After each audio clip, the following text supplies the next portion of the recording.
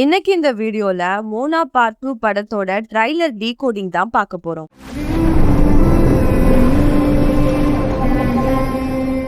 Mona part 2 trailer சமீபத்துல release ஆச்சு. இந்த படம் வர நவம்பர் மாசம் ரிலீஸ் ஆக போகுது.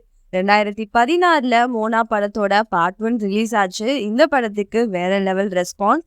அது மட்டும் இல்லாம ஆஸ்கார் அவார்டுக்கே இந்த படம் 2 கேட்டகரியில நாமினேட் ஆச்சு. இந்த பார்ட் 2 ட்ரைலரை பார்க்கும்போது அநேகமா பார்ட் 1 படத்தோட சீக்வல் தான் இருக்கும் அப்படின்னு நினைக்கிறேன்.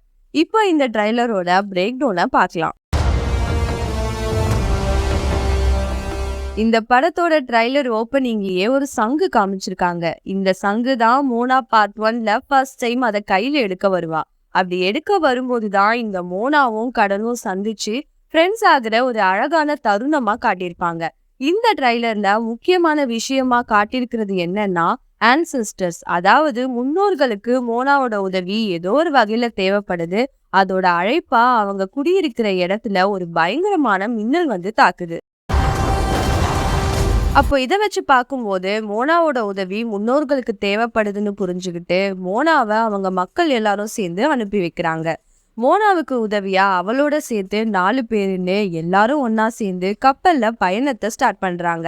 அந்த அழைப்பு யார்கிட்ட இருந்து வந்துச்சு, எதனால வந்துச்சு, ஏதாச்சும் பெரிய பிரச்சனையா இருக்குமோ, எதை நோக்கி இவங்க போறாங்க, எந்த தீவுக்கு போக போறாங்க அப்படின்றத படத்தை பார்த்தாதான் தெரியும். இந்த ட்ரைலரை பார்க்கும்போது என்னடா இந்த ஒரு முக்கியமான கேரக்டரை காணுமே, அதான் நம்ம எல்லாருக்கும் தெரிஞ்ச பேரு தி ராக் நடிச்ச அந்த கேரக்டரை காணும்னு யோசிக்கும் போதுதான் சடனா ஒரு பறவை உருமாறி தி ராக் நடிச்ச அந்த கேரக்டர் வந்துடும். அவரை பார்த்ததும் மோனா செம்ம சந்தோஷம் ஆயிடுவா. இதுக்கப்புறம் மோனா கூட உதவியா இந்த கேரக்டர் தான் டிராவல் பண்ணும் அப்படின்னு நினைக்கிறேன். Bacon and eggs? Why didn't you bring the pig last time?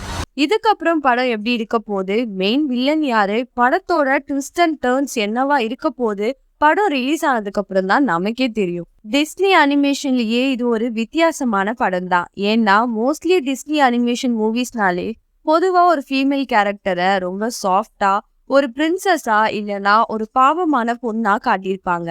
ஆனா இந்த படத்துல ஒரு போல்டான ஒரு ஃபைட்டரா மோனாவை காட்டியிருப்பாங்க. ஒரு தீவுல இருக்கிற கடல்வாழ் மக்களோட அன்றாட வாழ்க்கை என்ன, கல்ச்சர், அவங்களோட வாழ்வியல் ரொம்ப அழகாவும் ஃபன்னியாவும் இந்த படத்துல காட்டியிருப்பாங்க. இந்த படம் உண்மையிலேயே டிஸ்னி அனிமேஷன் மூவிஸ்ல ஒரு ஸ்பெஷலான மூவின்னு சொல்லணும். இந்த படம் வர நவம்பர் மாசம் 27ஆம் தேதி ரிலீஸ் ஆக போகுது. கண்டிப்பா இந்த படம் நல்லா இருக்கும்னு தெரியும். ஆனா இந்த படத்துல எந்த மாதிரியான ட்விஸ்ட் அண்ட் டர்ன்ஸ் இருக்க போகுது அப்படின்றத பாக்குறதுக்கு ரொம்ப ஆர்வமா இருக்கு. வெயிட் பண்ணி பார்ப்போம்.